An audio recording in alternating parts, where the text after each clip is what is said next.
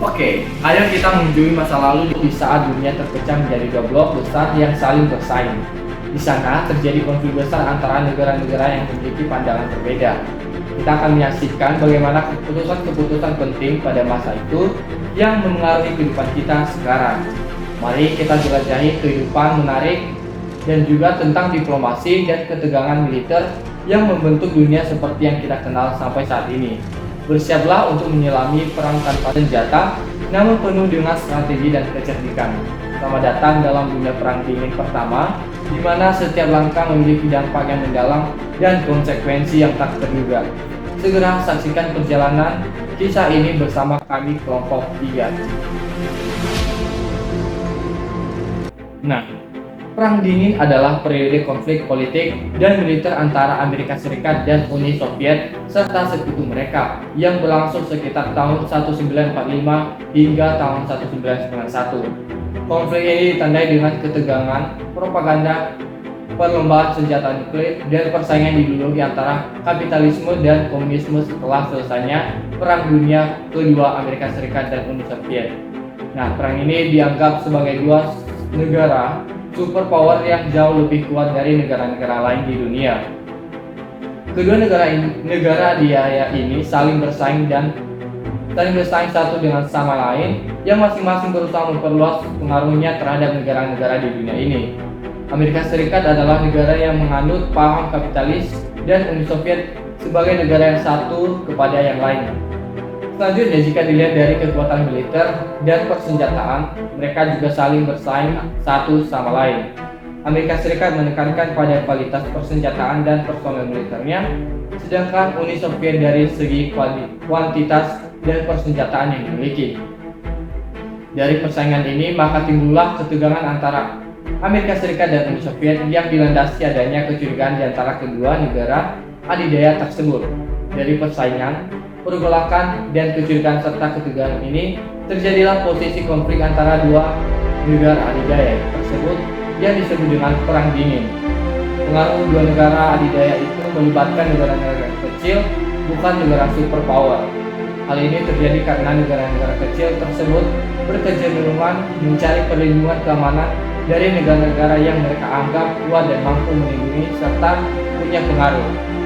Kondisi itulah yang justru memicu terjadinya konflik-konflik regional di kalangan negara-negara kecil yang sedang berkembang. Belakang terjadinya Perang Dingin dapat ditelusuri hingga sejumlah faktor yang meliputi: pertama, pecahnya pasca Perang Dunia Kedua. Setelah Perang Dunia Kedua, hubungan antara Amerika Serikat dan Uni Soviet memburuk karena perbedaan ideologi dan kepentingan politik yang saling bertentangan. Kedua, ideologi berlawanan. Amerika Serikat menganut paham kapitalisme, sementara Uni Soviet menganut paham komunisme. Kedua ideologi ini bertentangan dan memicu persaingan ideologi antara kedua negara. Ketiga, adanya kontrol wilayah. Uni Soviet ingin memperluas pengaruhnya di Eropa Timur dan Asia Tengah, sedangkan Amerika Serikat ingin mencegah penyebaran komunisme ke negara-negara lain. Keempat, adanya perlombaan senjata. Kedua negara ini terlibat dalam perlombaan senjata nuklir yang meningkatkan ketegangan antara keduanya. Nah, beberapa tokoh yang memainkan peran kunci dalam Perang Dingin antara lain yang pertama, Joseph Stalin, di mana beliau merupakan pemimpin Uni Soviet yang memimpin negara tersebut selama sebagian besar periode Perang Dingin. Kebijakan luar negeri agresifnya memperburuk hubungan dengan Amerika Serikat. Yang kedua ada Harry Truman, yang merupakan presiden Amerika Serikat yang menjabat selama awal Perang Dingin. Truman mengimplementasikan kebijakan containment untuk menghentikan penyebaran komunisme. Ketiga ada Winston Churchill. Beliau merupakan Perdana Menteri Inggris yang menduga istilah tirai besi untuk menggambarkan perbatasan antara Eropa Barat dan juga Timur yang terbagi akibat Perang Dingin.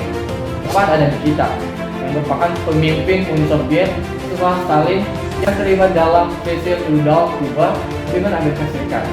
Yang kelima ada Dwight, yang merupakan presiden Amerika Serikat yang memimpin negara tersebut selama periode Perang Dingin dan terlibat dalam berbagai upaya diplomasi dan strategi militer. Keenam ada John F. Kennedy, yang merupakan presiden Amerika Serikat yang terkenal karena keterlibatannya dalam krisis rudal Kuba, salah satu puncak ketegangan dalam Perang Dingin. Dan terakhir ada Mao Zedong yang merupakan pemimpin Tiongkok yang memainkan peran penting dalam dinamika global perang dingin, terutama dalam konteks revolusi komunis Tiongkok. Tokoh-tokoh ini memainkan peran kunci dalam mengarahkan kebijakan dan peristiwa selama periode perang dingin. Oke, baik, kita akan masuk dalam sebab dan akibat.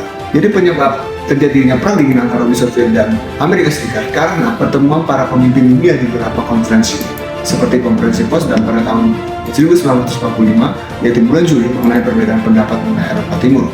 Presiden Amerika Harry S. Truman mengatakan bahwa agar menciptakan pemerintahan sosial yang bebas di semua negara Eropa Timur, pendapat beliau dipengaruhi oleh Amerika Serikat yang didasari oleh perang suci melawan Hitler dan Nazisme. Warga Eropa Timur diduduki oleh Uni Soviet sebenarnya ingin mendapatkan suara yang bebas, tetapi Presiden Stalin menolak hal tersebut yang menyatakan bahwa suara hak bebas yang didapatkan dari pemerintah dapat menyebabkan paham anti Uni Soviet.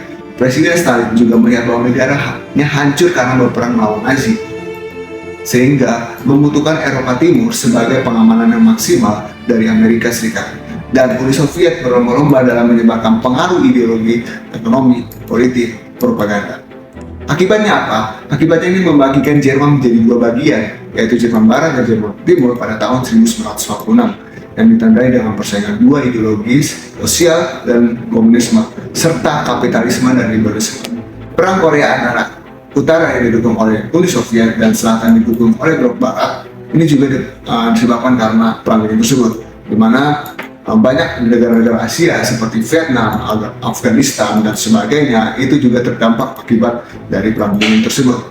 Meningkatnya nuklir akibat dari Uni Soviet yang menaruh nuklirnya di Kuba juga merupakan akibat dari perang dingin tersebut.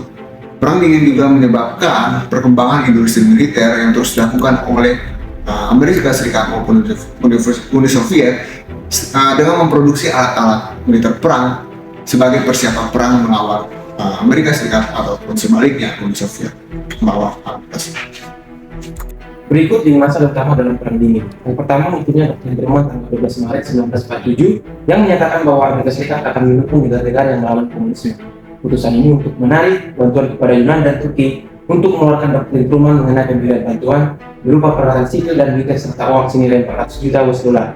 Hal ini karena kawasan Timur Tengah sangat penting bagi keamanan negara Amerika Serikat. Yang kedua, rencana Marshall April 1948 sampai Desember 1951. Amerika Serikat meluncurkan rencana Marshall untuk membantu pemulihan ekonomi yang Barat, yang dianggap oleh Soviet sebagai upaya untuk memecah belah dan mengontrol Eropa. Rencana ini berdampak besar pada peningkatan produk nasional bruto, industri kimia, teknik, dan baja di Eropa Barat. Ketiga, Blokade Berlin 24 Juni 1948 sampai 12 Mei 1951. Adanya rencana Amerika Serikat untuk membangun Jerman Barat dianggap sebagai pelanggaran perjanjian Potsdam 1945 oleh Uni Soviet. Hal ini mendorong Soviet untuk melakukan protes berupa memblokade jalur kereta api, jalan raya, dan air di Berlin. Oleh karena itu, negara-negara Barat memasuk kebutuhan pokok mereka menggunakan pesawat.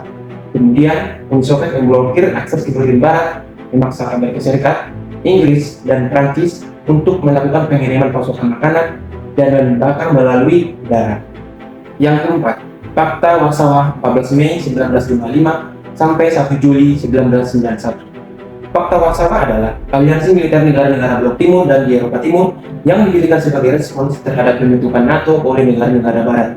Fakta ini berfungsi sebagai persekutuan pertahanan kolektif dan berakhir pada tahun 1991.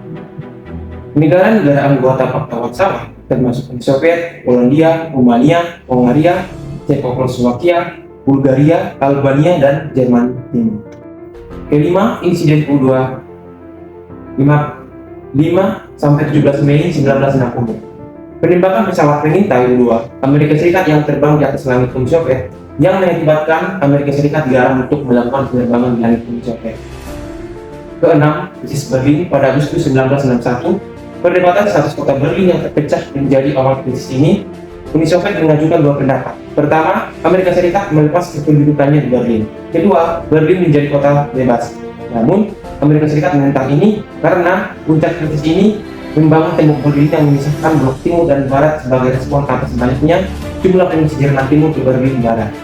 Ketujuh, krisis Rudal Kuba 22 Oktober sampai 20 November 1962. Keberadaan rudal Uni Soviet ini memberikan ancaman keamanan bagi Amerika Serikat. Hal ini karena Kuba merupakan lokasi yang sangat strategis untuk menghancurkan wilayah Amerika Serikat di bagian timur. Harapan perjanjian larangan uji coba nuklir 5 Agustus 1963. Ini terjadi karena adanya perjanjian yang merupakan respon akan bahayanya dampak radioaktif yang ditimbulkan oleh pengujian senjata nuklir serta tindak lanjut dari Israel Kuba. Melalui perjanjian ini, Uni Soviet setuju untuk menarik nuklirnya dari Kuba, sedangkan Amerika Serikat setuju untuk tidak menyerang Kuba dan menarik nuklirnya dari Turki. Kesembilan, penerbangan Korean Airlines 007 pada tanggal 1 September 1987.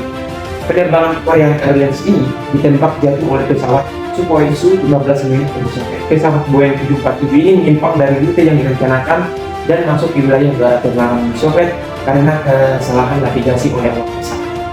Uni Soviet mengklaim bahwa pesawat ini sedang melakukan penyelidikan, tetapi klaim ini tidak terbukti. Akibatnya, seluruh 289 penumpang dan awak pesawat tewas. Ke-10, runtuhnya Uni Soviet 19 September sampai 31 Desember 1991 terjadi sejumlah faktor kompleks termasuk reformasi Gorbachev karena ketidakpuasan Republik Soviet yang menuntut kemerdekaan, masalah ekonomi, inefisiensi, dan ketidakpuasan sosial. Inilah yang menjadi penyebab runtuhnya Uni Soviet pada akhir 1980-an dan awal 1990-an. Banyak Republik Soviet mengumumkan kemerdekaan karena perubahan politik yang cepat, kehilangan kendali Partai Komunis di bawah Gorbachev, dan kudeta yang gagal pada Agustus 1991. Gorbachev mengakui Uni Soviet secara resmi pada 25 Desember 1991, menandai akhir Perang Dunia dan menempatkannya sebagai negara superpower yang bersaing dengan Amerika Serikat. Setelah kita mendengarkan penjelasan mengenai lini masa dari peristiwa Perang Dingin, sekarang saya akan menjelaskan bagaimana akhir dari peristiwa Perang Dingin tersebut. Nah, Perang Dingin berakhir ketika terjadinya hubungan baru antara kedua negara adidaya, yaitu Amerika Serikat dengan Uni Soviet. Dengan kemenangan Presiden Amerika Brigade dan juga kemunculan Mikhail Gorbachev sebagai pemimpin Uni Soviet membawa transformasi pada hubungan Amerika Serikat dengan Uni Soviet. Struktur sistem pemerintahan Uni Soviet pada masa kepemimpinan Gorbachev menyebabkan runtuhnya Uni Soviet menjadi dua bagian. Program Gorbachev yaitu Glasnost dan Perestroika-nya yang bertujuan untuk memperbaiki Uni Soviet malah menyebabkan runtuhnya Uni Soviet pada Perang Dingin. Kebijakan Gorbachev itu membuat perjanjian pengendalian senjata, yaitu menghapus sistem persenjataan dasar mereka dan mengurangi persenjataan strategis sesuai dengan komitmen Reagan, yaitu anti dengan nuklirisme, sehingga mendorong terciptanya dunia yang lebih damai. Nah, meskipun terbatasnya pada hubungan Uni Soviet dan Amerika Serikat, persaingan antara kedua negara ini dalam hal strategi, politik, ideologi, dan ekonomi memainkan peran utama dalam membentuk jalannya Perang Dingin. Dan ketika kekuasaan Uni Soviet menurun dan kekaisaran Soviet runtuh, persaingan itu akhirnya pun berakhir. Nah, penyebab utama dari runtuhnya Uni Soviet mungkin karena tidak kemampuannya untuk bersaing secara ekonomi dengan Amerika Serikat. Dengan demikian, kejatuhan Uni Soviet selama Perang Dingin secara langsung dipengaruhi oleh kejatuhan negara adidaya Soviet. Pada saat itu, era bipolar pun berakhir dan masa transisi geopolitik dimulai. Selanjutnya, Perang Dingin mempunyai keterhubungan dengan bangsa Indonesia. Apa sih yang menjadi keterhubungan Indonesia dengan sejarah peristiwa Perang Dingin? Perang Dingin mempengaruhi Indonesia secara signifikan dalam sejumlah cara, baik dalam segi politik, ekonomi, maupun sosial. Berikut adalah beberapa keterhubungan peristiwa sejarah Perang Dingin dengan Indonesia. Yang pertama, kemerdekaan Indonesia. Perang Dingin mempengaruhi proses kemerdekaan Indonesia dari penjajahan Belanda. Uni Soviet mendukung kemerdekaan Indonesia, sementara Amerika Serikat cenderung mendukung Belanda. Hal ini menciptakan dinamika politik yang kompleks dalam perjuangan kemerdekaan Indonesia. Dan yang kedua adalah keterlibatan Amerika Serikat. Selama Perang Dingin, Amerika Serikat memberikan bantuan ekonomi dan militer kepada Indonesia dalam upaya melawan pengaruh komunis. Ini terutama terjadi selama masa pemerintahan Soekarno. Ketiga adalah konfrontasi Indonesia-Malaysia. Konfrontasi antara Indonesia dan Malaysia pada tahun 1963 sampai 1966 juga dipengaruhi oleh dinamika Perang Dingin. Indonesia mendukung gerakan kemerdekaan di Nusantara yang didukung oleh Uni Soviet, sementara Malaysia mendapat dukungan dari Amerika Serikat dan Britania Raya. Dan yang keempat adalah pengaruh ideologi. Perang Dingin menciptakan polarisasi ideologi di Indonesia dengan pemerintahan Soekarno yang cenderung mendukung paham sosialisme dan anti-imperialisme, sementara pemerintahan Soekarno lebih cenderung ke arah kapitalisme dan mendekatkan diri dengan Amerika Serikat. Dan kelima adalah dampak ekonomi. Keterlibatan Indonesia dalam menjadi dinamika Perang Dingin juga memiliki dampak ekonomi, termasuk bantuan ekonomi dari kedua blok dan investasi asing yang dipengaruhi oleh hubungan politik global. Dan yang keenam adalah politik luar negeri bebas aktif. Indonesia menganut politik luar negeri bebas aktif yang berarti tidak memihak di barat maupun timur. Contoh nyata dari pendidikannya adalah Konferensi Asia Afrika terisinya dengan KAA tahun 1995 yang diprakarsai oleh Indonesia. KAA bertujuan untuk mempromosikan perdamaian dan kerjasama antara negara-negara Afro-Asia di tengah ketegangan perang dingin. Konferensi ini menghasilkan deklarasi Bandung yang menyerukan prinsip-prinsip perdamaian, kerjasama, dan non-intervensi dalam urusan internal negara lain. Dan yang selanjutnya adalah gerakan blok dan ke-7. Indonesia menjadi salah satu pendirikan blok atau disebut dengan GNB. Pada tahun 1991, GNB didirikan sebagai platform bagi negara-negara yang ingin bebas dari pengaruh blok barat dan timur. Gerakan ini menjadi forum penting bagi Indonesia untuk menyuarakan kepentingan dan menegaskan komitmen untuk tidak memihak kedua blok besar dari tengah perang ini. Deklarasi GNB tahun 1991 menegaskan komitmen ini. Perang dingin juga meninggalkan beberapa artefak bersejarah yang hingga saat ini masih bisa kita temukan di dokumen-dokumen bersejarah. Bahkan secara fisik dapat kita saksikan antara lain satu pesawat U-2. Pesawat ini memainkan peran penting dalam perang dingin dan digunakan untuk mengumpulkan informasi tentang program nuklir Uni Soviet, program luar angkasa, dan kekuatan militer. Yang kedua adalah tembok Berlin. Tembok ini menjadi simbol perang dingin dengan penghabisan Jerman. Dan yang ketiga adalah rudal nuklir. Rudal nuklir adalah senjata pemusnahan massal yang mampu menyebabkan kerusakan dan kematian yang luar biasa. Baik Amerika Serikat dan Uni Soviet mengembangkan rudal nuklir selama perang dingin. Dan perlombaan senjata nuklir merupakan salah satu aspek paling berbahaya dari perang dingin. Dan yang keempat adalah bendera Uni Soviet. Bendera yang menjadi simbol Uni Soviet dan komunisme dan masih digunakan oleh beberapa kelompok komunis saat ini. Dan yang kelima adalah mobil Trabant. Mobil ini terbuat dari plastik dan terkenal dengan desainnya yang sederhana dan mesin yang tidak bertenaga. Trabant menjadi simbol kehidupan sehari-hari di Jerman Timur dan mobil ini masih menjadi populer di kalangan kolektor dan penggemar mobil saat ini.